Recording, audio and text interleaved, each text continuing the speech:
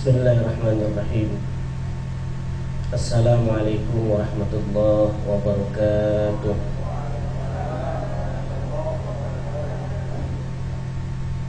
Alhamdulillah.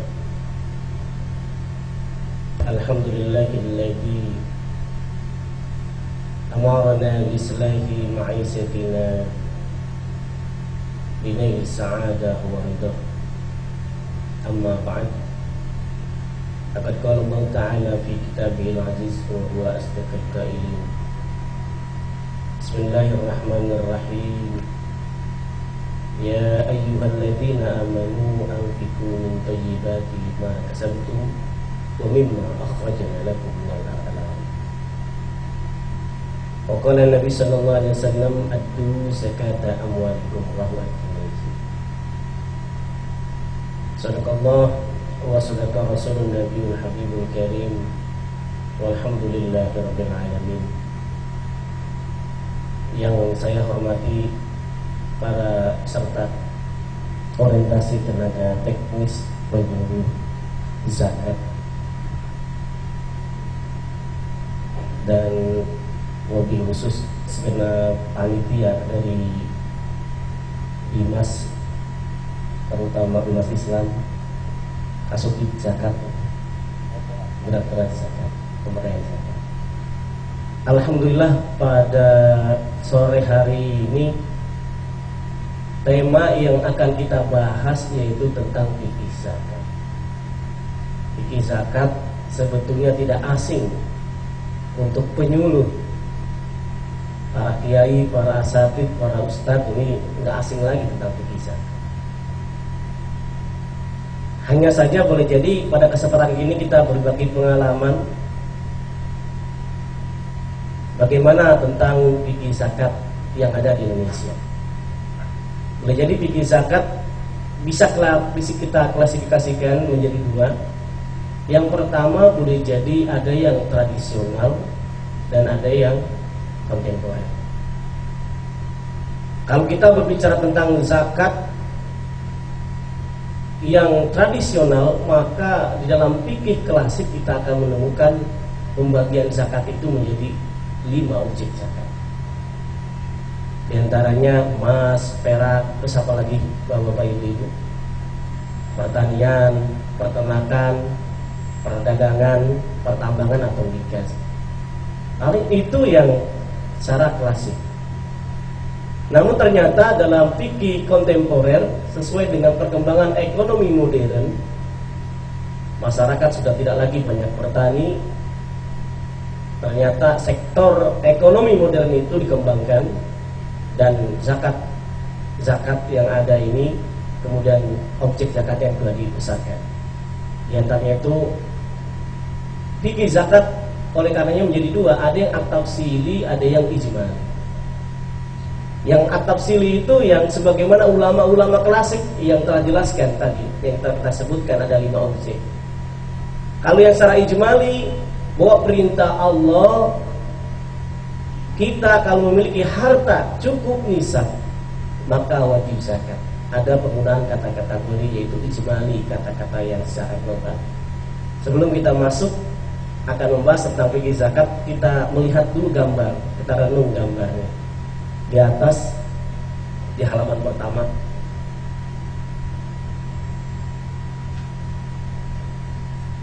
Bapak Ibu pernah melihat gambar yang ujung di sini, di sebelah kiri? Sekarang sudah ya. Tapi di depan rumah Ibu ada kira-kira yang makan seperti ini, Bu? Di rumah atau ibu-ibu saat jalan, bapak-bapak sedang jalan, pernah? Pernah ya. Tapi coba lihat, Bu, kira-kira pakai tempat nggak, Bu? Kira-kira pakai piring nggak, Bu? Nggak pakai piring. Pakai daun nggak, Bu? Kayaknya tidak ada daun itu, Bu. Jadi bekas-bekas sampah. Bahkan kertas nasi juga tidak. Bajunya aja lihat, Bu, lusuh. Yang jelas semuanya ada di Indonesia. Pertanyaannya sangat sederhana, ibu-ibu semua yang dimuliakan oleh Allah. Ternyata kita memasuki bulan puasa, apalagi sedang berpuasa, alhamdulillah kita diingatkan oleh Allah. Baru tidak makan, tidak minum dari subuh sampai maghrib, terasa sekali lapar, terasa lapar, haus terasa haus. Terasa ngantuk lagi juga ya. Nah, tapi kita tetap makan. Kita makan, alhamdulillah nikmat. Biasa-biasanya makan kita 3 kali, boleh jadi bulan puasa bisa 3 kali, 4 kali nambah ya. Nikmat. Coba bayangkan orang tetangga kita boleh jadi mereka nggak bisa makan, kemiskinan semakin merajalela. Maka kata kuncinya diantaranya apa? Solusi biar supaya mereka tidak miskin, yaitu dengan dana dari jiswab atau zakat, infak, sedekah dan wakaf. Dari sumber inilah meminimalisir mereka untuk bisa makan, bahkan bisa diberikan modal yang awalnya mereka mustahik. Dengan adanya pemberdayaan zakat, maka mereka akan menjadi muzaki. Ada kategorinya itu 4M, merubah mustahik menjadi muzaki. Itu 4M itu apa tadi Pak? Merubah mustahik menjadi muzaki. Nah, dengan melihat gambar yang ada ini, sebetulnya kita diingatkan ternyata ada uang. Uang siapa ini? Ternyata boleh jadi ibu-ibu yang sekarang ya. Kalau dompetnya boleh jadi ibu-ibu. Tapi ini simbol yang sangat sederhana. Oh, ternyata yang perlu kita ingat, di dalam harta kita, di dalam uang kita yang di dompet itu ada hak orang lain yang wajib kita tunaikan. Dalam ayat Al-Quran Allah tegaskan, wa fi amwalihim haqqun lis-sa'ili wal mahrum. Di dalam harta mereka, harta kita semuanya ini ada hak orang lain yang wajib kita tunaikan, yaitu dengan apa? Dengan membayar zakat. Bapak-bapak, ibu-ibu yang dimuliakan oleh Allah Subhanahu wa taala. Oleh karenanya kajian kita pada kesempatan kali ini setidak-tidaknya ada beberapa yang perlu kita nanti akan kaji, semoga waktunya cukup. Karena bahas fikih zakat 1 jam, ini kan aneh ya. Ibu-ibu dulu, bapak-bapak di pesantren 4 tahun 6 tahun aja belajar fikih zakat masih ini juga pusing juga Pak ya.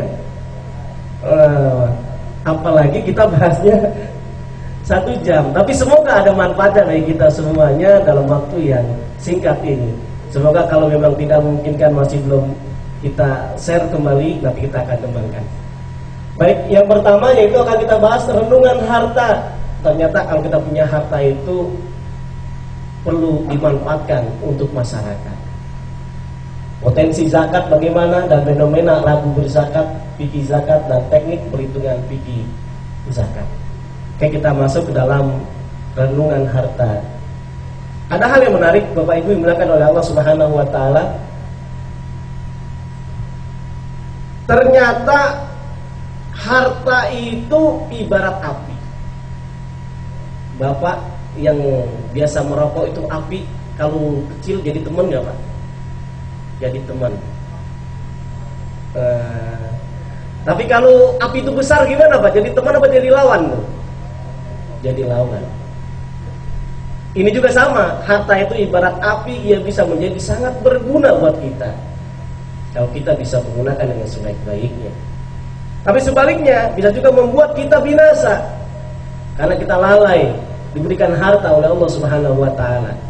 Inilah yang Allah rekam dalam surah Al-Munafiqun, yaitu ayat yang akhir 3 ayat di dalam surah Al-Munafiqun. Allah tegaskan, ya ayyuhalladzina amanu la tulhikum amwalukum wala auladukum an dzikrillah wa may yaf'al dzalika faulaika humul khasirun. Nah, kita diingatkan oleh Allah, ya ayyuhalladzina amanu, hai orang yang beriman, la tulhikum ay tusgilkum. Jangan kita menyebabkan kita sibuk lalai karena kita apa? Karena kita memiliki harta. Karena la tulikum amwalukum, kan ada harta, anak, boleh jadi jabatan. Dzikrillah, yaitu ingat kepada Allah. Ternyata ingat kepada Allah bukan berarti hanya kita berzikir kepada Allah, tetapi kalau kita punya harta jangan lupa kita ingat masalah bentuk syukur kepada Allah, tidak hanya dengan hati kita saja, dengan lisan alhamdulillah, tetapi dengan bil jawarih, yaitu dengan apa? Mengeluarkan zakat. Kalau belum cukup nisab, keluarkan infak, keluarkan sedekah. Allah tegaskan, wa may yaf'al dzalika fa ulaika humul khasirun. Barang siapa yang lupa, lali bahasa Jawanya Pak ya. Bahasa Jepangnya wakarimasen. Atau bahasa Inggrisnya apa? Forget ya kan. Lupa, lali, ingat kepada Allah Subhanahu wa taala, kalau tegaskan faulaika humul khasirun. Mereka termasuk orang yang merugi. Tahmul muhalafahnya berarti orang yang ingat kepada Allah, orang yang sering bersyukur kepada Allah, maka bukan lagi khasirun tetapi minal muflihin. Bagaimana Allah tegaskan dalam surah Al-Mu'minun, qad aflahal mu'minun, sungguh telah sukses, sungguh telah bahagia, happiness. Siapa itu? Di antaranya adalah walladzina hum lizzakati fa'ilun, orang yang menunaikan zakat. Ada hal yang menarik, penelitian yang dilakukan oleh profesor yang ada di Amerika, namanya Profesor Elizabeth. Dia meneliti apakah orang yang memiliki gaji yang besar itu dia bahagia. Ternyata dia meneliti kurang lebih ada 653 orang yang ditelitinya, yaitu rata-rata penghasilannya itu kurang lebih 20.000 US dollar sampai 50 US dollar. Kalau 20.000 kurang lebih berapa gajinya Pak? Kalau kali 10.000 200 juta sampai 500 juta, 50.000 dolar.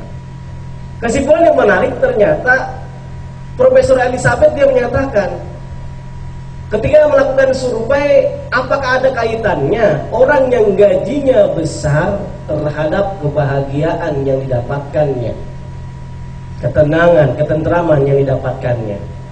Ternyata kesimpulannya itu menyatakan tidak ada kaitannya orang yang gajinya besar. Justru yang ada kaitannya adalah ketika dia memiliki gaji, dia mengeluarkan untuk amal, untuk bersedekah, untuk berzakat. Itu ada kebahagiaan yang luar biasa. Ini yang penelitian yang menarik. Bahkan dia melakukan lagi penelitian lanjutan. Dia survei terhadap mahasiswanya. Mahasiswanya itu diberikan uang di amplop. Ada beberapa uang yang diberikan ke amplop, dibagikan ke semuanya. Kemudian dia berpesan kepada kelompok yang sebelah kanan, mohon uangnya sebagiannya diberikan kepada orang miskin atau untuk beramal. Yang sebelahnya itu nggak dikasih tahu, pokoknya dihabiskan. Ternyata yang menarik, ketika ditanya, disurvei, orang yang diberikan uang dan dihabiskan itu tidak ada kebahagiaan, tidak ada unsur seneng, happiness. Tetapi orang yang dikasih uang kemudian ditebar kepada lain, itu yang bahagianya luar biasa. Makanya orang yang berzakat itu pasti dia akan kaya, bukan miskin. Akan kaya, sebagaimana Allah tegaskan dalam ayat yang lain, qad aflaha man zakkaha wa qad khaba man dassaha. Sungguh telah suci orang yang telah menyucikan jiwanya, bukan hanya ingat kepada Allah tetapi dia juga bersyukur, memiliki harta dan dia berzakat. Nah, harta juga itu seumpama pisau. Ia bisa membantu kita memotong buah dan sayuran, tetapi ia bisa juga digunakan untuk membinasakan diri sendiri, bunuh diri. Banyak gak orang ngaku? Karena boleh jadi punya hutang, akhirnya pisau itu bisa bunuh diri. Minum baygon sayang juga bisa juga, atau membunuh orang lain. Untuk itulah pergunakan harta sesuai dengan yang dikehendaki oleh Sang Maha pemilik harta dalam harta kita, maka jangan lupa diberikan kepada orang lain. Kalau ibu punya harta biasanya digunakan untuk apa aja, Bu? Bapak? Buat shopping, buat belanja. Terus apa lagi? buat nafkahkan warga. Terus apa lagi Pak? Buat mancing, belanja juga masuk kategori ya. Buat beli. Di samping buat belanja, sebetulnya disimpan, nabung untuk akan datang, disimpan. Ada juga yang dilakukan apa? Investasi untuk bisnis. Tapi ingat, di dalam Islam itu ternyata investasi ada dua, untuk investasi dunia dan ada investasi akhirat. Investasi dunia tadi Anda memberikan modal kepada orang lain, atau boleh jadi investasi akhir tadi, Bapak Ibu mengeluarkan zakat, mengeluarkan infak dan sedekah. Nah ini yang tentunya berbeda antara zakat, infak dan sedekah. Bapak Ibu yang dimuliakan oleh Allah Subhanahu wa taala, kalau kita berbicara tentang potensi zakat di Indonesia ini besar sekali, Pak. Menurut catatan penelitian yang dilakukan oleh Bajenas dan Fakultas Ekonomi Manajemen IPB, potensi zakat di Indonesia itu mencapai angka 217 triliun. Bu, Bapak kira-kira besar nggak 217 triliun? Kalau kira-kira kita beliin cendol gitu, ditaruh di Grand Asia ini, tenggelam nggak kira-kira? Nah, yang perlu kita lihat ini potensinya 217 triliun rupiah. Namun yang baru tercapai, tergarap di Bajenas, Lajenas itu baru, ada yang tahu Pak berapa angkanya? 1,8 triliun rupiah. Pertanyaannya, berapa persen Pak dari potensi zakat yang dikembangkan Pak? 0, nggak sampai 1%. Memang zakat baru terkumpul 1,8%, tapi coba lihat Bajenas, Lajenas yang sudah ada itu memberikan manfaat yang luar biasa. Orang yang tidak bisa makan dikasih makan, adanya bantuan secara konsumtif. Ibu-ibu yang tidak bisa mengakses ke rumah sakit diberikan sekolah rumah sakit gratis. Tidak bisa menyekolahkan anaknya disekolahkan gratis, banyak itu. Di antaranya pionirnya adalah Dompet Duafa dengan melalui Smart Excellencia. Rumah sakit juga ada rumah sakit gratis, 100% gratis.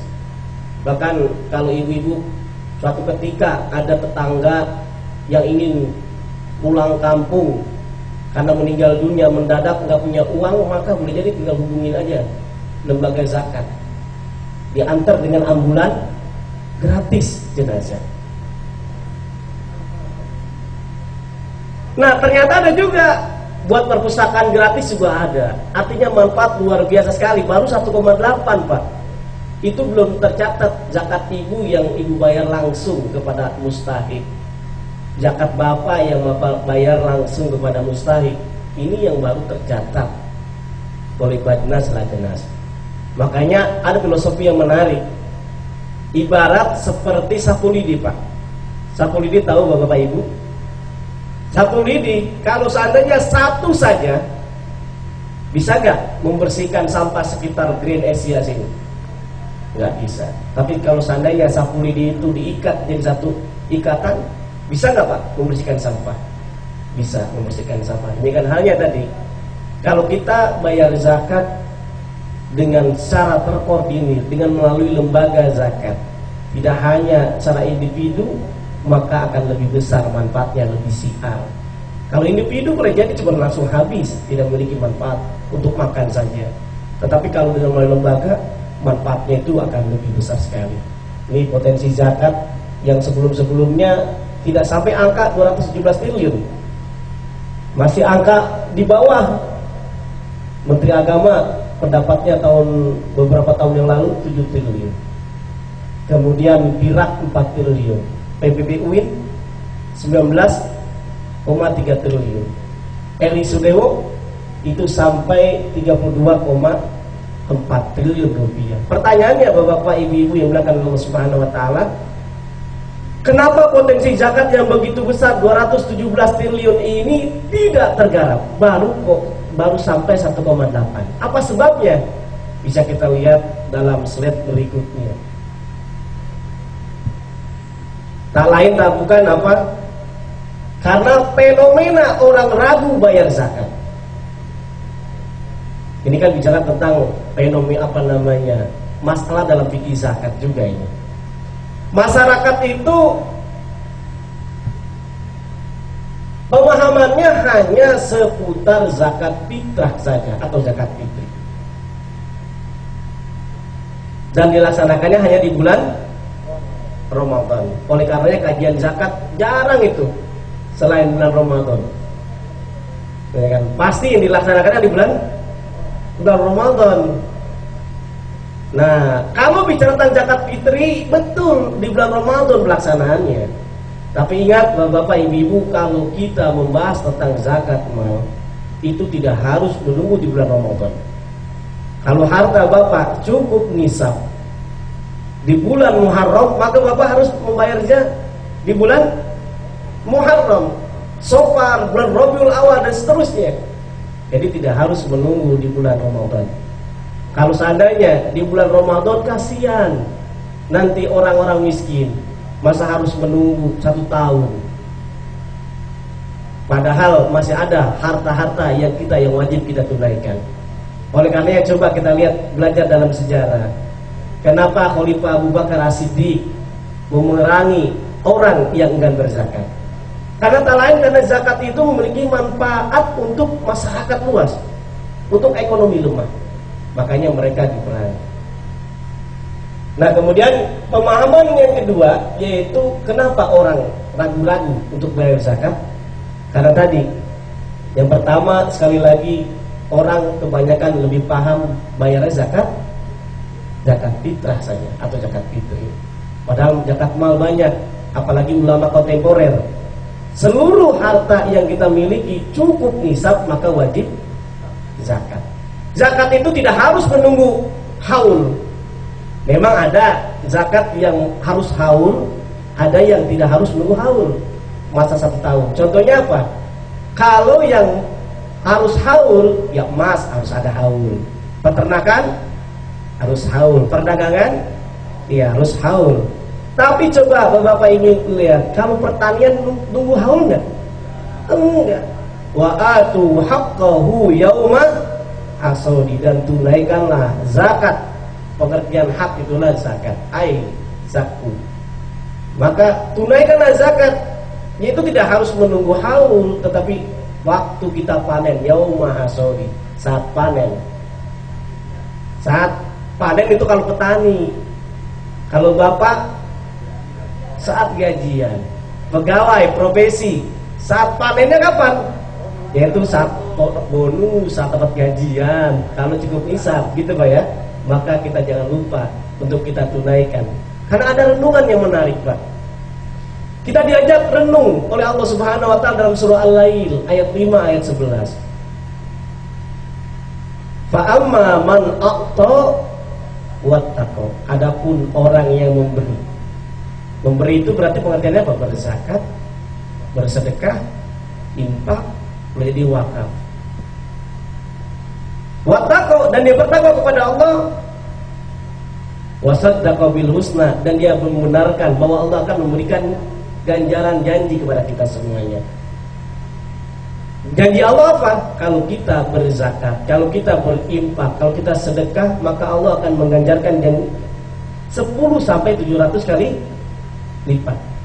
Kalau 10 kali lipat bisa Bapak cek dalam surah 6, surah Al-Imran ayat 160 itu. Bunyinya tak lain apa? Man jaa bil hasanati falahu asru amsalihha. Barang siapa yang melaksanakan amal kebaikan termasuk dalam berzakat, maka akan diganjarkan oleh Allah berapa kali lipat Pak? 10 kali lipat. Nah, sampai 7 kali lipat, yaitu surah Al-Baqarah, surah kedua ayat 261. Yaitu apa? Masalul ladina yunfikuna amwalahum fi sabilillah kama sabihabbah ambatat asab asanabil fi kulli sumbulah mi'atu habba wallahu yudaibu masalah ini. Artinya apa? Kesimpulan dalam ayat ini, kalau kita melakukan amal kebaikan seperti orang menanam, maka ada akan tumbuh 7 dahan atau 7 apa namanya, 7 tangkai. Nanti dalam baru tumbuh biji-biji 100, yang air hitungannya 700. Nah, bapak-bapak ibu coba kalau bapak-bapak berzakat, gajian bapak misalkan bonus dan seterusnya 4 juta rupiah. Terus bapak zakatkan 2,5%, jadi berapa pak kira-kira? Kalau 4 juta zakatnya 2,5%, berapa kira-kira? 100.000 rupiah. Berarti kalau hitungan matematik yang sederhana, 4 juta dikurangi 100.000 rupiah berapa pak? 3.900.000 rupiah. Nah, itu kan hitungan yang sederhana. Tapi kalau kita pengen hitungan matematika sedekah minimal Allah ganjarkan 10 kali lipat, maka hitungannya bukan lagi 3.900.000 rupiah pak, tetapi berapa? 4.900.000 rupiah. Dari mana hitungannya ini? Nah, tadi 100 dikali yang kita zakatkan dikali 10. 100 dikali 100.000 dikali 10 berapa? 1 juta. Tadi sisanya berapa? 3.900.000 ditambah 1 juta, maka jumlahnya jadi 4.900.000. Kalau dikali 700 pak, hitung aja sendiri pak. Ini hitungan luar biasa. Janji Allah pasti itu. Maka kalau kita membenarkan hitungan-hitungan demikian, wasaddaqa bil husna fa sayunassiruhu lil yusra, maka kita akan dimudahkan urusan kita oleh Allah Subhanahu wa ta'ala. Oleh karenanya ada kisah pak. Ada kawan saya ketika kuliah di Mesir, lagi waktu bulan Ramadan, dia baca Quran di Masjid Al-Azhar. Ketika baca Quran di Masjid Al-Azhar, rupanya ada orang setengah baya menghampirinya. Nah, tolong terima, ini uang zakat saya 100 pounds. 100 pound, saya tanya berapa duit 100 pound, waktu itu katanya 3.000 rupiah pound Mesir. Berarti kalau 100 pound dia berzakat berapa duit berarti Pak? 300.000 rupiah. Ketika dia kasih, diberikan kepada kawan saya itu yang lagi kuliah di Mesir 100 pound atau 300.000 rupiah uang Indonesia. Ada ucapan, "Dek, tolong terima zakat saya dan mohon doakan ibu saya sedang sakit, semoga sehat."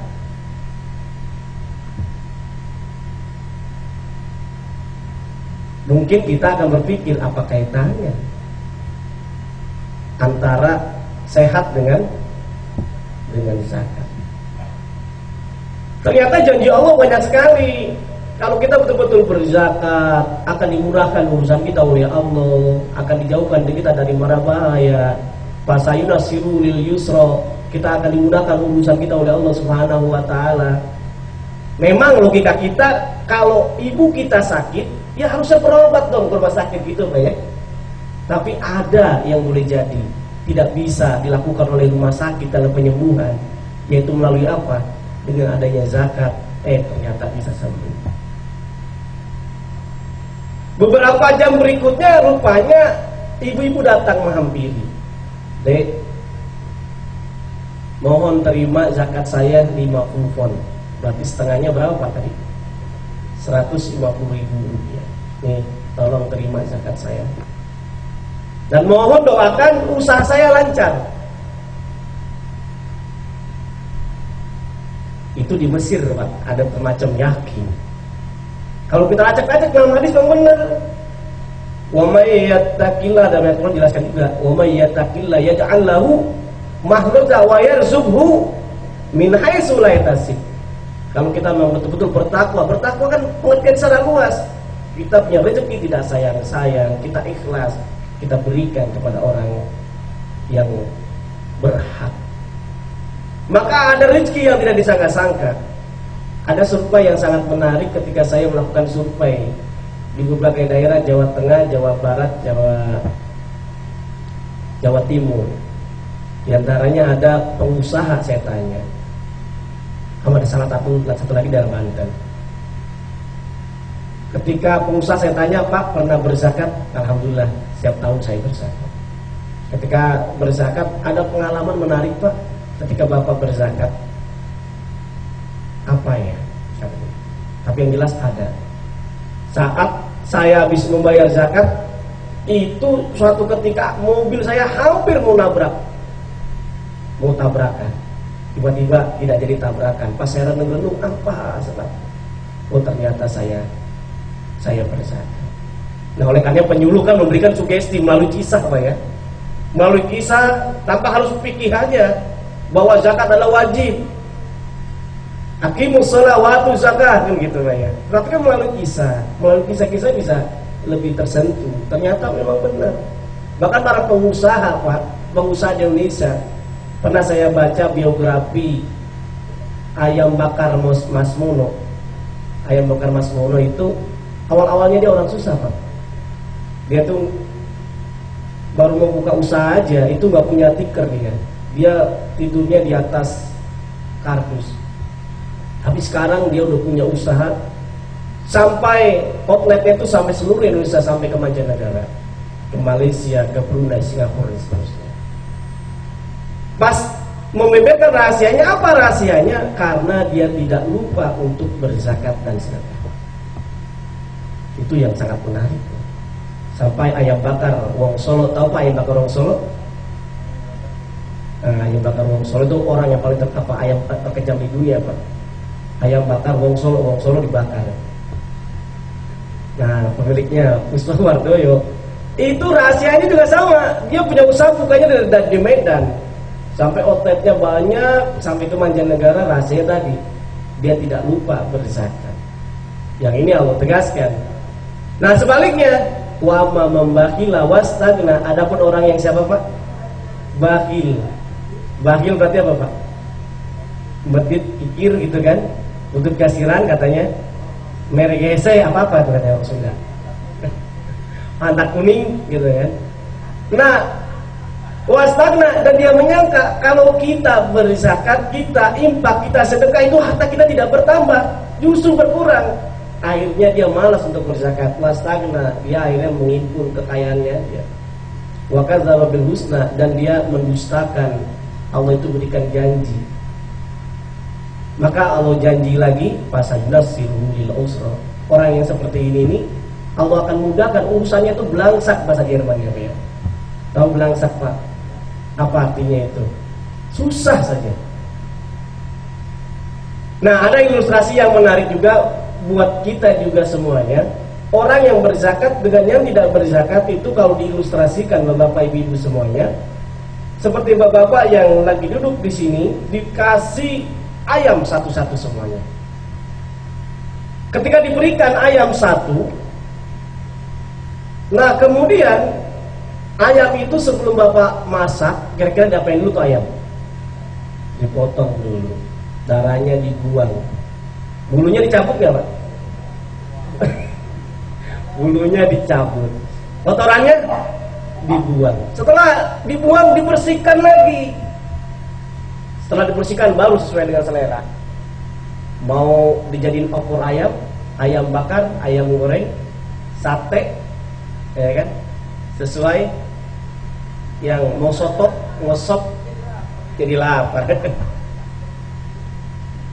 Nah pertanyaannya sederhana, ketika Bapak melakukan tadi darahnya dibuang, bulunya dibuang, kotorannya dibuang, diolah, kira-kira kita makan, bergizi nggak buat kita Pak? Akan bergizi, bernilai protein hewani buat kita semuanya. Sama juga orang yang berzakat, sebelum dia makan hartanya, dikeluarkan dulu zakatnya, maka akan jadi bersih.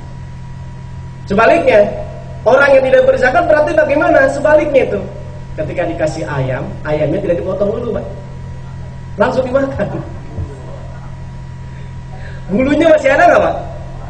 Bulunya masih ada. Terus apa lagi Pak?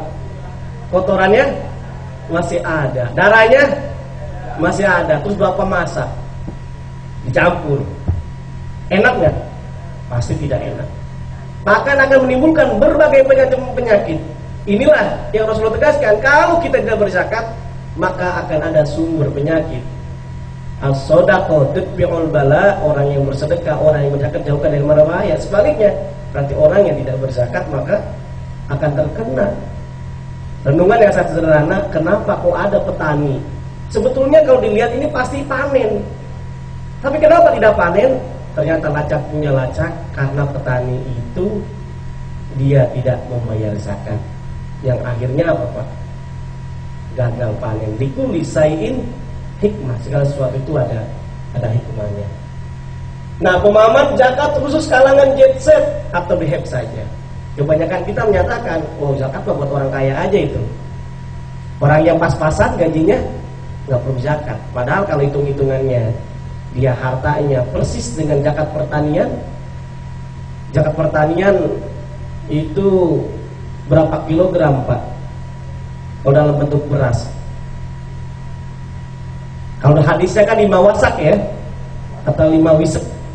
5 wisek itu kalau dijadikan jadi padi kurang lebih 652,8 kg atau 653 kg padi. Tapi kalau jadiin beras kan menyusup, Pak ya. Digiling ya itu. Digiling kurang lebih katanya 10% kalau kata orang-orang yang paham, atau sampai 15%. Maka bisa juga menjadi 520 kg. Kalau beras asumsi ada yang 5.000, 6.000, 7.000, anggaplah yang paling sederhana 5.000, walaupun harganya berasnya jelek gitu ya.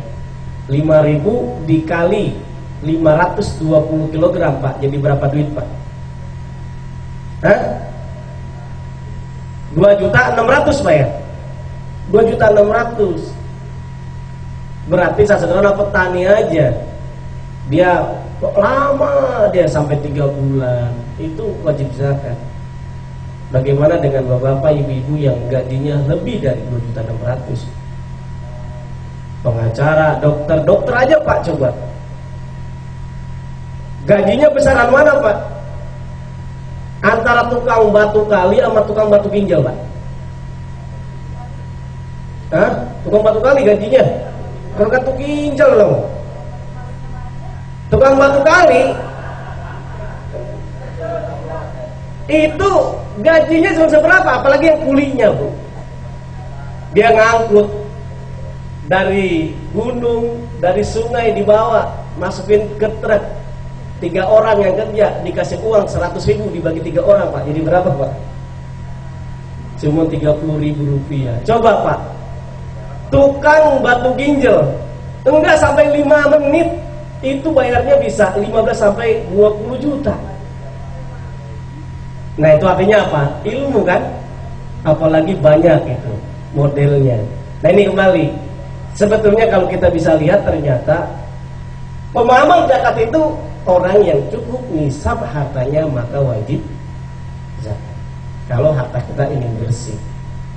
Makanya di dalam surah 9, surah At-Taubah ayat 103 Allah tegaskan, "Khudh min amwalihim shadaqatan tutahhiruhum wa tuzakkihim biha."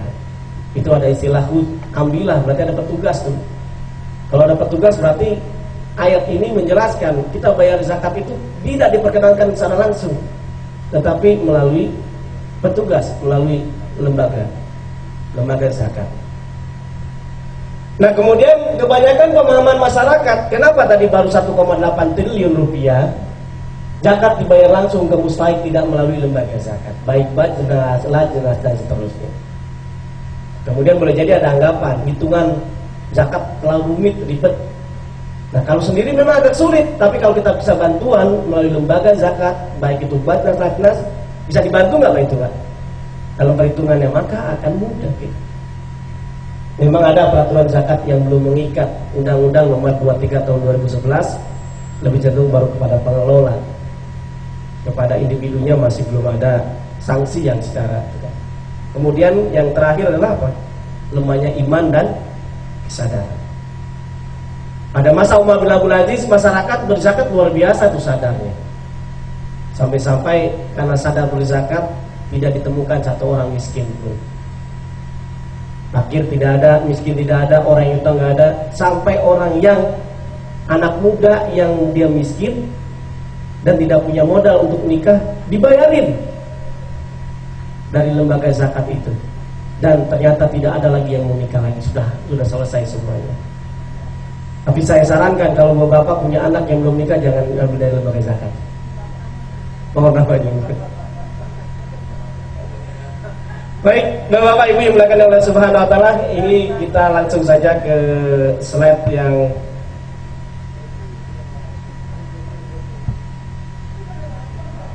langsung kepada fikih zakatnya saja, kita langsung ke zakat, pengertian zakat. Kali ini tinggal dibaca saja. Next.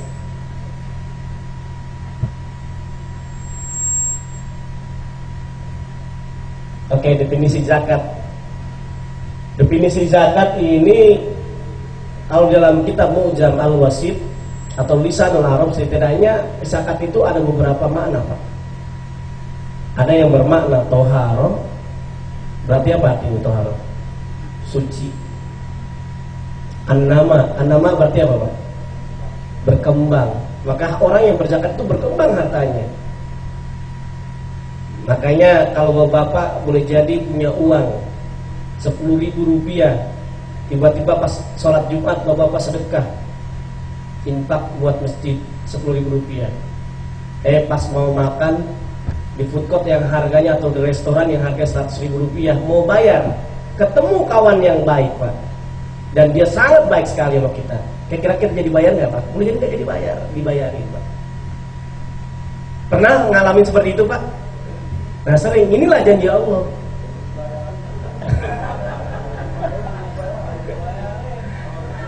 Tampangnya kelihatan ya, Pak, kelihatan, Pak.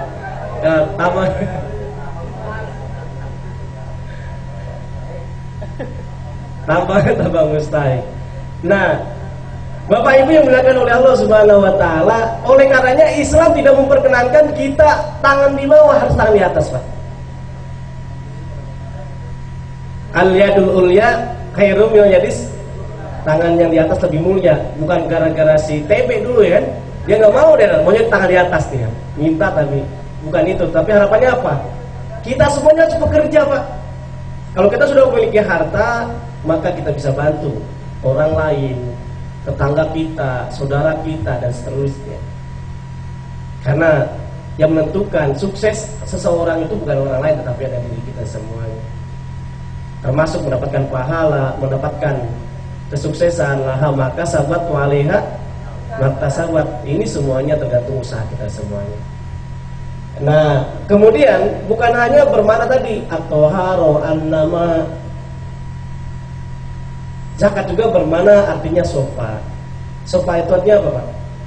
Atau zakat itu berarti apa? Suci.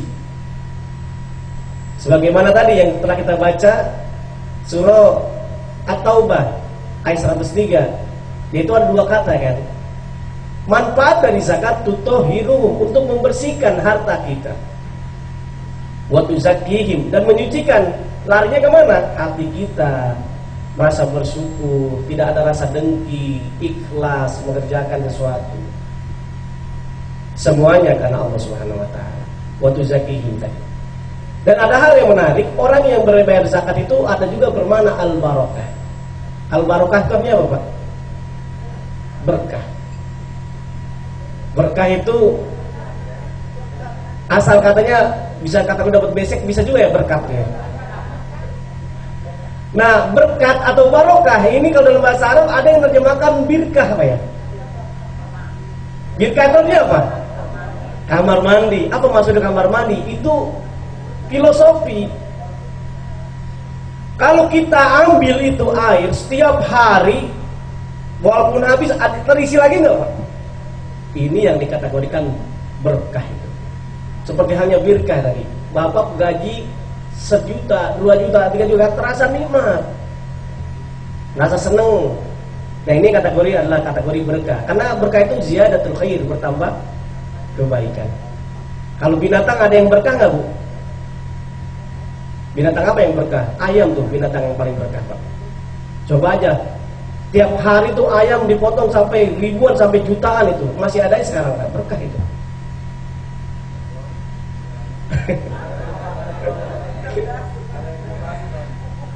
ada juga Pak, binatang yang tidak berkah, itu namanya kucing itu. Dipotong enggak. Ada yang makan Pak kucing Pak. Kerja males, orang kerja dia tidur. Kalau kita meleng, ngolong diambil.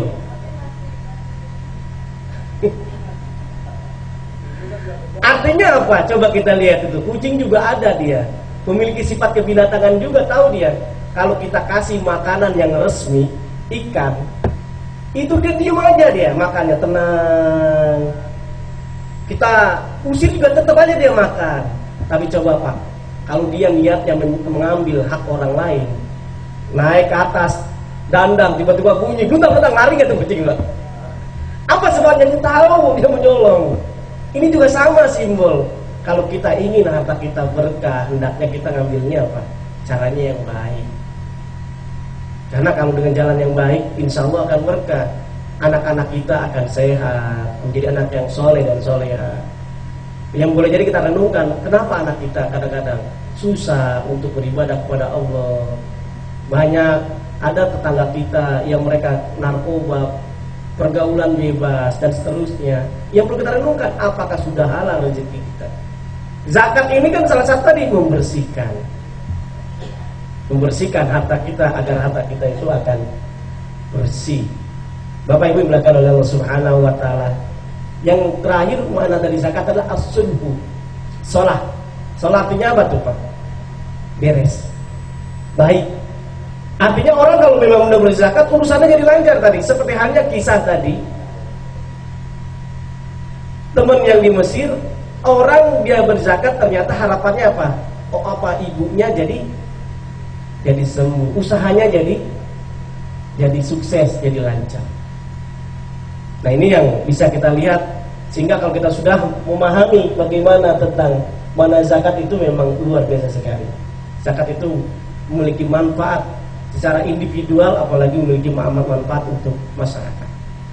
Nah kalau ini makna zakat bisa dilihat di slide next. Nah ini tadi matematika zakat sudah kita singgung ya Pak ya.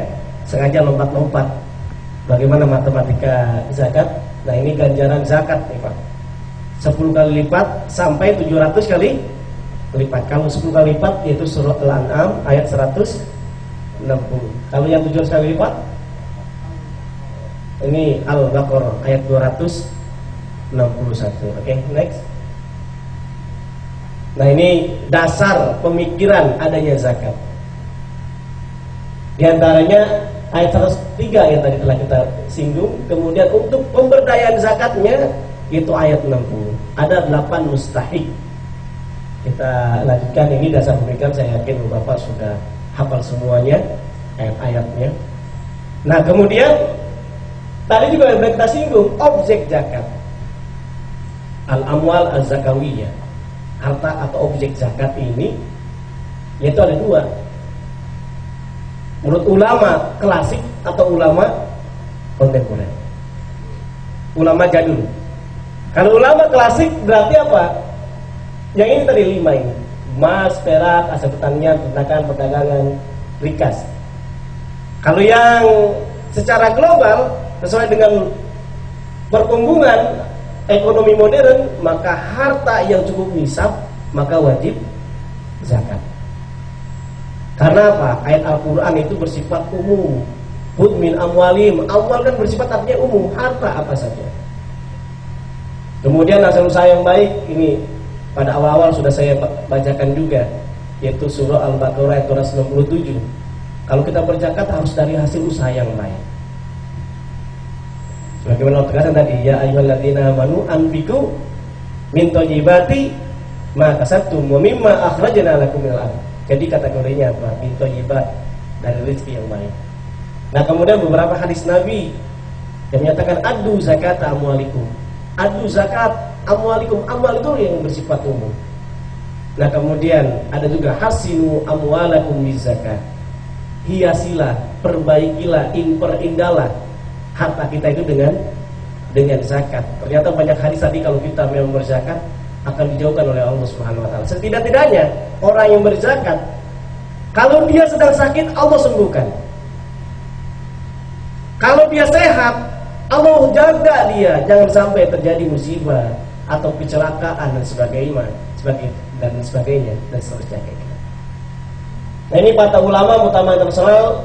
Yang pertama tentang zakat di Kuwait tahun 1984, 30 April, antara lain mengatakan zakat profesi, perusahaan dan seterusnya itu adalah wajib. Termasuk harta yang kita miliki, kalau cukup nisab maka wajib kita menunaikan zakat. Kita next, ini ayat Al-Quran yang diantara jadi rujukan, ayat bersifat umum. Ada kategori kasab. Kasab itu artinya apa, Pak? Usaha apa saja. Usaha apa saja, baik kita sebagai profesi dan seterusnya. Walaupun ayat ini awalnya lebih cenderung pertanian, tetapi kasab secara umum sesuai dengan perkembangan ekonomi yang ada. Oke, kita lanjutkan. Nah, ini asbabun nuzul. Asbabun nuzul yang bisa kita lihat, ternyata ayat ini berkaitan dengan sahabat Rasulullah SAW, yang ketika suruh berzakat ternyata dia ngasih zakatnya yang tidak baik kualitasnya. Ternyata Rasulullah marah nggak, Pak? Ini Rasulullah marah. Sebagaimana tadi kita lihat di halaman 4 kalau di makalah yang telah dibagikan, asbabun nuzul. Ayat ke-267 ini diturunkan sehubungan dengan orang-orang Ansor yang memiliki kebun kurma. Sebagian dari mereka ada yang melakukan zakat sesuai dengan penghasilan yang didapat, tetapi ada pula yang tidak mau membayar zakat sebagaimana semestinya. Mereka yang bayar zakat dengan kurma yang kualitas rendah lagi buruk. Ayat ini diturunkan sebagai teguran terhadap perbuatan mereka itu. Allah memerintahkan agar dalam menunaikan zakat maupun bersedekah dengan sesuatu yang baik, yang sekiranya pembayaran itu diberi oleh pihak lain merasa berbahagia. Jangan dengan sesuatu yang membayar sendiri kita tidak menyukainya. Ini yang secara sederhana. Ini bicara tentang ayat ini. Barangkali ini saja. Kalau memang ada pertanyaan sebelum kita lanjutkan kepada fikih zakat yang secara umum. Ini syarat sah zakat. Tinggal dibaca saja bahwa syaratnya Islam, merdeka, milik tutam, an-nama, harta yang halal dan baik, dan seterusnya. Ini ungkapan yang secara sederhana. Haul itu seluruh harta zakat tidak harus menunggu haul. Di antaranya pertanian tidak harus menunggu haul, pertambangan juga tidak menunggu haul. Tetapi dia ketika panen, saat mendapatkan hasil. Nah, kemudian inilah fikih zakat yang akan kita kaji. Setidaknya zakat pertanian yang mudah-mudahan waktunya nanti cukup. Kalau tidak cukup nanti bersambung kemungkinan. Nah, pertanian, peternakan, pertambangan, profesi, mustagilat atau persewaan, emas, perak, perdagangan dan usaha. Nah, akan kita masuk langsung kepada zakat pertanian. Kalau zakat pertanian, ya tadi yang ayat yang telah kita bacakan, wa haqqahu yauma hasadi, dan berikanlah dan tunaikanlah hak orang lain saat kita mendapatkan panen. Oleh karenanya kewajiban zakat pertanian ini adalah kewajiban dari kita semuanya kalau memiliki pertanian. Ya tinggal dilihat persentasenya tentunya, apakah irigasi atau tidak. Kalau yang irigasi berapa persen, Pak? 5%. Yang tidak irigasi 10%. Ini diantaranya hadis riwayat Imam Muslim, di masa sama waluyun au kana usulin al usul. Yaitu artinya berarti bisa kita lihat berarti adalah 10% al usul. Kalau ini 10 usul berarti adalah 5% yang tidak yang menggunakan irigasi. Nah, langsung kita lanjut saja kepada zakat kepeternakan. Kalau tadi hitung bisa kita lihat. Nah, zakat peternakan jika seorang memiliki 5 unta, ia wajib mengeluarkan zakat seekor kambing, dan jika memiliki 30 sapi, maka dia harus mengeluarkan tabi atau sapi yang berumur setahun. Jika memiliki kambing 40, maka ia wajib mengeluarkan zakat seekor kambing. Nah, tinggal dilihat saja, memang dalam fikih memang seperti itu. Secara sederhananya sampai tabel-tabelnya juga sama. Nah, langsung kepada zakat pertambangan. Dalam hadis Rasulullah dinyatakan firrikazil humus, bahwa zakat pada rikat barang tambang itu adalah al-humus. Berarti berapa persen, Pak? 20%. 1/5 itu berarti adalah 20%. Nah, kemudian baru kita langsung ke zakat profesi. Nah, zakat profesi.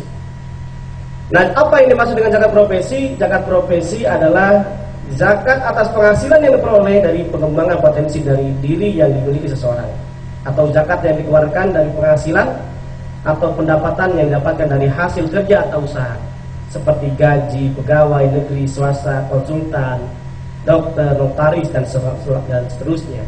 Umumnya ulama menganalogikan kepada zakat pertanian. Meskipun kepada zakat pertanian, tapi saya mencatatnya dalam penelitian disertasi yang saya lakukan, setidak-tidaknya ada model 3 kias dalam zakat pertanian. Ada, mohon maaf, melalui zakat profesi ini ada 3 analogi.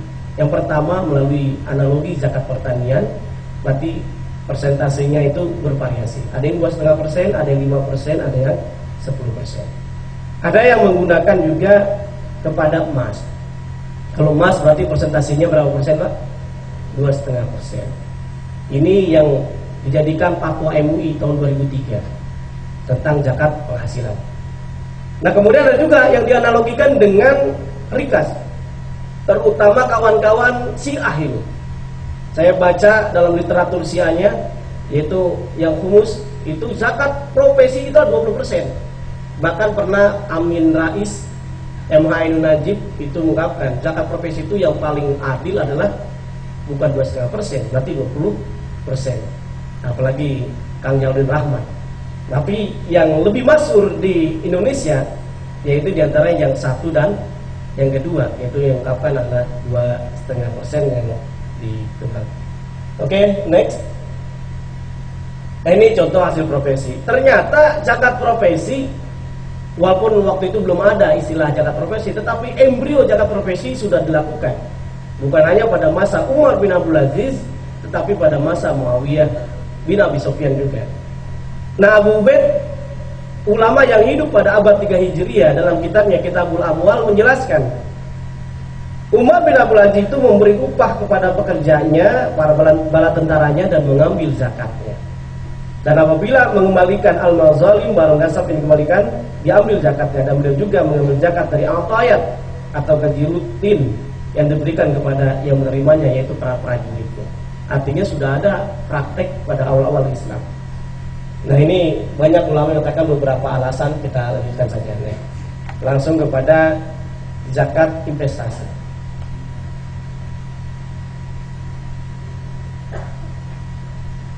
Nah, ini zakat investasi al-mustaqillah. Zakat investasi memang ada beberapa ulama yang menyatakan kalau al-mustaqillah ini zakat terhadap harta yang diinvestasikan, terutama boleh jadi investasinya bukan dalam bidang barang tetapi dalam bidang jasa. Kalau orang bisnisnya dalam bidang jasa, maka barangnya itu tidak dihitung tetapi adalah sewanya. Contohnya Bapak rental mobil, maka yang dihitung apa? Dari keuntungan atau dari hasil dari rental itu, apakah sudah cukup atau tidak. Nah, ini pembahasan tentang zakat investasi bisa dibaca nanti dan kita perdalam dalam diskusi. Oke, yang berikutnya itu zakat emas, perak, dan simpanan. Nah, emas dan perak itu dikategorikan berapa? Kalau orang memiliki harta kurang lebih dari 20 dinar atau 20 miskol, maka dia wajib zakat. Pertanyaannya, Pak, 20 miskol atau 20 dinar itu berapa duit, Pak? Mohon maaf, jangan berapa duit dulu. Berapa gram dulu, Pak? Berapa gram? Nah, memang banyak ulama berselisih dalam masalah pendapat gram-gramnya itu. Ada yang bilang 93, ada yang bilang 80 berapa, ya kan? Nah, tetapi yang saya lihat yang lebih masyhur, terutama minimal dari temuan uang dinar dari masa dinasti pada masa Rasulullah, sahabat, dan masa Malik, sampai sekarang 1 dinar itu kurang lebih 4,25 gram emas. Berarti kalau hitungannya 1 dinar itu 4,25 dikali 20 dinar. Berapa berarti Pak? Berarti berapa Pak? 4,25 dikali 20 berapa? 85 gram? 85 gram emas. Ini yang jadikan rujukan. Sudah ada standar di Undang-Undang 23 tahun 2011 bahwa ini maksud dengan nisab emas adalah 20 dinar itu atau 20 miskel adalah 85 gram emas. Kalau ibu-ibu sering beli emas, 1 gram emas berapa duit Bu? Apa Mas Samsul? Nah, ya variasi 500 lah Bu ya. 1 gramnya berapa? Ya 500 lah enggak. Nah, 500.000. Kalau 500.000 tadi nisab emas adalah 85 gram emas, berarti 500 dikali 85 jadi berapa Pak? Kalau diekuivalenkan jadi uang. Tuh, luar biasa Bapak hitungannya kan?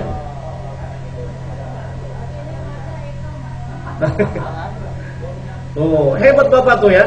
Apa karena udah baca di slide Pak ya? Nah, itu hasilnya berarti 500 dikali 85 gram emas berarti 42.500.000 rupiah. Itu dalam nisabnya dalam setahun. Nah, ulama ada yang kategorikan kalau kita menunaikan dalam setahun itu terasa berat, maka boleh dicicil, diangsur, tapi hitungannya nggak mengurangi. Nah, misalkan kalau kita hitung 42.500.000 rupiah, kalau pakai ekivalen uang dibagi 12, berapa Pak rata-rata kalau kita dapat uang itu? 42.500.000 dibagi 12 bulan Pak, berapa? 3.500.000-an ya. Nah, ini kurang lebih 1 bulan itu 3.500.000-an. Kalau gaji kita lebih dari segitu, maka insya Allah wajib zakat. Ya, barangkali ini saja sekedar diskusi awal gitu ya, pengantar. Semoga nanti kita perdalam dalam diskusi tentang bagaimana perhitungan tentang zakat atau fikih zakat. Terima kasih. Tadi ada pertanyaan dari Pak Ruswendi. Saya mengomentarinya dari yang akhir aja ya. Beda zakat, infak, sedekah. Ayat yang saya bacakan tadi memang redaksinya sodako dan infak. Nah, ulama mufassirin itu menyatakan infak dan sodako itu ada dua. Ada yang sodako wajib, ada yang kategori sodako sunnah. Sodako wajib yaitu aizaku, atau terjemahannya berarti adalah zakat. Nah, ini yang terjemahan. Tapi kalau seandainya sedekah sunnah, yaitu sedekah yang kita pahami. Sedekah, ternyata sedekah tidak hanya materi, imateri itu bisa sedekah. Senyum itu tidak materi kan ya? Bapak-bapak baca alhamdulillah itu sedekah. Sebagaimana sahabat Rasulullah itu demo kepada Rasul. Ya Rasul, Islam ini nggak adil. Bagaimana orang kaya bisa sholat seperti kami sholat, tapi saya orang miskin tidak bisa berzakat seperti orang kaya. Ternyata Rasulullah jelas sedekah itu ternyata tidak hanya materi, tetapi imateri. Subhanallah sedekah, alhamdulillah, Allahu Akbar itu sedekah. Bahkan melayani suami dengan ikhlas sedekah. Bapak melayani istri bapak dengan ikhlas sedekah. Berhubungan suami istri itu juga dikategorikan sedekah. Makanya nanti bapak-bapak kalau udah selesai acara ini, mama, yuk kita sedekah yuk. Udah setan, udah biasa Pak ya. Udah Yahudi, orang kafir keras. Nah, ibu bapak yang dimuliakan oleh Allah Subhanahu wa taala, termasuk juga infak. Infak juga sama, ada yang wajib, ada yang sunnah. Nah, dalam ayat tadi surah kedua ayat 267 ada kategori anfiku, baik tafsir klasik atau kontemporer sampai tafsir Al-Munir karya Wahb Az-Zuhaili itu menyatakan anfiku itu bermakna yaitu adalah aisaku, berarti adalah nafkah yang wajib. Kalau nafkah yang sunnah itu tidak harus kita cukup nisab, tidak harus kita kaya. Coba cek dalam surah Al-Imran ayat 134. Alladzina yunfikuna fis sarra'i wad-dharra'i wal kadhiminal ghaidh wal 'afina 'anil nas. Nah, ini ayat ini maknanya nafkah bukan wajib, tetapi infak sunnah. Jadi yang sebelum-sebelumnya ya jelaskan kan, sudah disiapkan surga, tetapi untuk siapa? Itu orang yang menapakkan hartanya baik dalam keadaan gembira, baik dalam keadaan kaya, baik dalam keadaan seneng, maupun dalam keadaan paceklik. Paceklik berarti apa, Pak? Kemarau. Boleh jadi kita nggak punya uang, itu kita sangat dianjurkan dengan kita infak. Nah, bedanya apa? Zakat, infak, sedekah. Sebetulnya di sini ada di slide terakhir, tapi tidak usah ditampilkan. Nanti tinggal dilihat aja. Nah, zakat, infak, sedekah itu zakat tadi bersifat wajib. Kalau infak dan sedekah, walaupun tadi ada dua pemahaman, tetapi masyarakat memahami infak ini bersifat sunnah. Sedekah juga adalah sunnah. Distribusinya kalau zakat itu wajib kepada 8 mustahik, nggak boleh kepada yang lain. Kalau infak sedekah umum, bebas. Dan tidak ada persentasenya infak sedekah itu. Kalau zakat ada persentasenya nggak, Pak? Ada 2,5%, 5%, 10%, 20%. Ini yang secara sederhana tentang zakat, infak, dan sedekah. Nah, kemudian kalau tadi ada pertanyaan yang menarik, kalau Bapak punya penghasilan gaji PNS, nah ini yang ditunaikan apakah bruto atau neto? Kurang lebih begitu, Pak ya. Bruto itu artinya apa? Apakah gaji kotor atau gaji bersih? Gaji buta, mah kesian, Pak.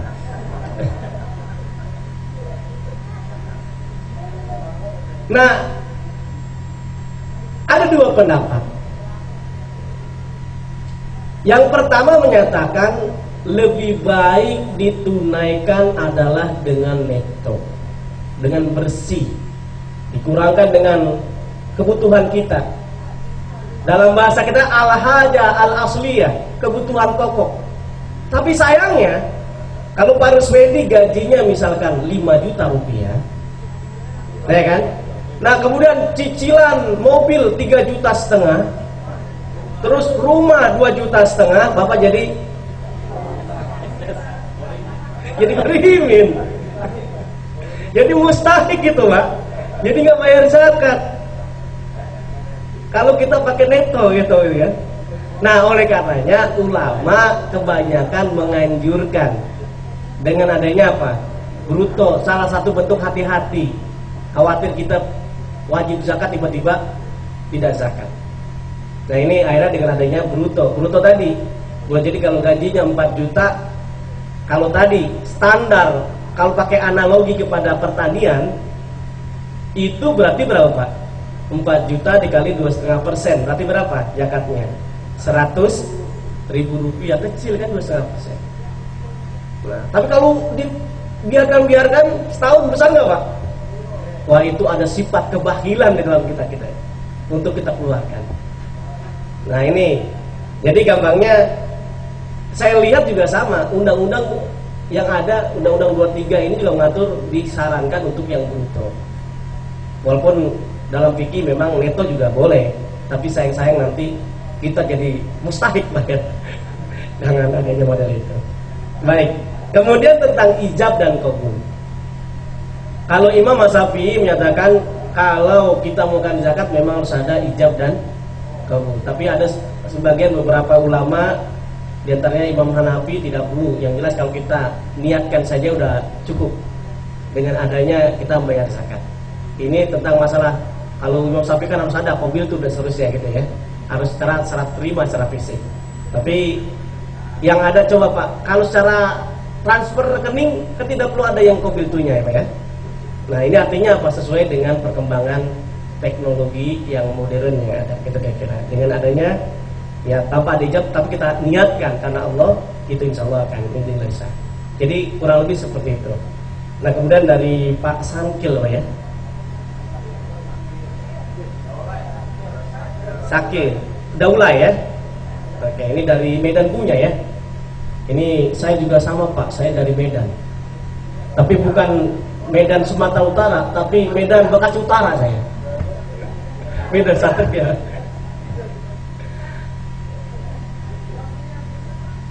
Oke, baik. Masih ada pertanyaan ini masih. Bukanya tenang, masih ada itu ya. Takjilnya masih ada takjilnya.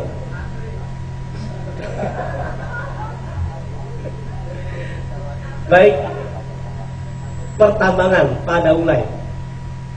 Kalau menurut ulama, pertambangan tidak atas nama korporasi, atas nama individu, tiba-tiba bapak nambang pribadi, tiba-tiba dapat uang, emas dan seterusnya, maka langsung dizakatkan berapa? 20%.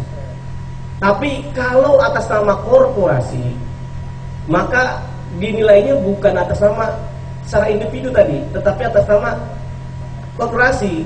Jadi namanya zakat perdagangan itu, zakat perusahaan itu. Jadi boleh jadi dikenakan berapa? 2,5%. Yang secara sederhana modelnya seperti itu, seperti halnya dalam perdagangan. Allah alam, tinggal dilihat modelnya. Tapi kalau memang pada ulai tiba-tiba pas gali ada emas di bawah tanah kan gitu kan, ada 60 kg, weh, masya Allah itu lebih berat dari Mas Paijo ya. Nah ini maka 20% itu rikazil humus. Nah ini yang barang tambang atau barang temuan. Termasuk akhirnya ulama kontemporer menerjemahkan kalau bapak mendapatkan hadiah apa saja. Nah apa saja tuh uangnya cukup besar, maka itu dikiaskan kepada zakat, kepada rikas. Seperti halnya zakat profesi, ada sebagian yang menyatakan apa 20% ya, 20%. Kalau 4 juta berarti kalau 20% berapa Pak? 800.000 rupiah. Kalau 2,5% 100.000 rupiah. Jangankan 20% Pak, 2,5% aja jarang ada yang ngeluarin zakat, gitu kan. Tapi ada kisah yang menarik. Pemilik Microsoft Pak, Bill Gates, itu rahasia kesuksesannya karena dia menyisikan hartanya 50% Pak buat CSA, Corporate Social Responsibility. Itu kata kerjanya. Tadi juga sama, pengusaha muslim banyak orang sukses melalui zakat. Abdurrahman bin Auf juga sama, dijamin oleh Allah masuk surga karena kenapa? Karena tadi sedekah. Termasuk Nabi Sulaiman alaihissalam dalam surah An-Naml itu juga dijelaskan kenapa Nabi Sulaiman dapatkan harta, kekayaan, istri yang cantik dan seterusnya. Ternyata karena bersyukur. Syukur kan tidak hanya dengan lisan ya, tapi dengan ucapan. Hadza min fadli Rabbi liyabluwani ashkuru am akfur. Apakah saya bersyukur atau saya kufur? Kalau kita bersyukur itu berdasarnya pali nafsi untuk diri kita sendiri, bukan untuk orang lain. Tadi minimal kalau kita berzakat kita akan sehat, harta kita akan sehat, selamat dan seterusnya. Allah a'lam.